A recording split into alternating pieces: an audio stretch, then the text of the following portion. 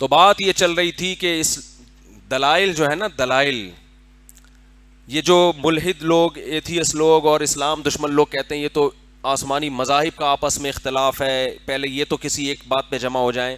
بھائی جمع اس لیے نہیں ہوتے کہ جن دلائل کے نتیجے کو ماننے میں لوگوں کا مفاد ہوتا ہے ان دلائل پر کبھی بھی لوگ جمع، اس کے نتائج پہ کبھی بھی جمع نہیں ہوتے. یہ تو دنیا میں اس کا تجربہ ہے. تبھی تو قیامت تک خیر اور شر ساتھ ساتھ چلتی رہے گی. اور ایسے لوگوں سے ہم ایک بات یہ بھی کہتے ہیں کہ آپ بھی تو اختلاف کر رہے ہو نا. اگر کوئی انسان کے علاوہ تیسری مخلوق آ جائے اور اس کے ذمے یہ لگایا جائے کہ انسانوں کے آپس میں جو نظریاتی اختلاف ہیں اس میں بتاؤ کون، اس میں بتاؤ صحیح کون ہے، تو کہیں میں کیسے فیصلہ کروں، یہ تو سب آپس میں اختلاف کر رہے ہیں. ملحد لوگ اختلاف کر رہے ہیں کہ سرے سے خدا ہے ہی نہیں، تو لہذا ان کی بات بھی میں نہیں مانوں گا کیونکہ دوسرے ان کی بات کا انکار کر رہے ہیں. تو اختلافات میں لڑنے والوں میں یہ نہیں دیکھا جاتا کہ چونکہ یہ لڑ رہے ہیں لہذا سب غلط ہیں، بلکہ آپ کی ذمہ داری یہ ہوتی ہے کہ ان میں یہ دیکھیں کہ ان میں کس کی لڑائی برحق ہے اور کس کی لڑائی باطل پر ہے. اسی سے یہ بھی نکل آیا کہ جو فرقے اسلام میں بنے ہوئے ہیں آپس میں، بعض غیر مسلموں سے ہماری بات ہوئی، وہ کہتے ہیں یار تمہارے سب قرآن و حدیث کو مانتے ہیں مگر پھر آپس میں مسلمانوں کا پتہ ہی نہیں چلتا کون سا فرقہ صحیح ہے کون سا غلط ہے. تم تو آپس میں متحد نہیں ہو تو ہمیں کیا تبلیغ کرو گے.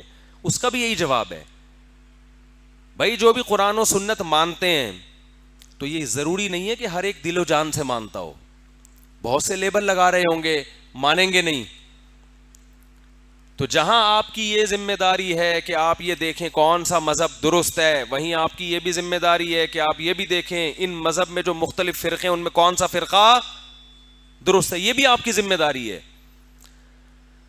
یہاں لوگ کہتے کیسے پہچانے اتنے، وہ کچھ اور کہہ رہا ہے وہ کچھ اور کہہ رہا ہے. آپ کچھ دن علماء کی محفلوں میں بیٹھ کے دیکھیں، ان کے طور طریقے دیکھیں، 2 اور 2 4 کی طرح آپ کو پتہ چل جائے گا. کیلکولیشن اگر مختلف ہے تو ذرا کالو کا لیٹر استعمال کر کے دیکھیں تو آپ کو پتہ چل جائے گا 356 کو 847 سے ضرب دینے سے جواب کیا آتا ہے. لیکن آپ کالو کا لیٹر لینے کے لیے تیار ہی نہیں ہو اور آپ وہ وسائل اور ذرائع ہی استعمال نہیں کر رہے جو درست نتیجے پہنچنے کے لیے ضروری ہیں، تو پھر یہ کالو کے لیٹر کا بھی فالٹ نہیں ہے، یہ جو نتیجہ بیان کر رہا ہے اس کا بھی فالٹ نہیں ہے، بلکہ یہ آپ کا فالٹ ہے کہ آپ اس پہ تحقیق کرنے کے لیے تیار نہیں ہو.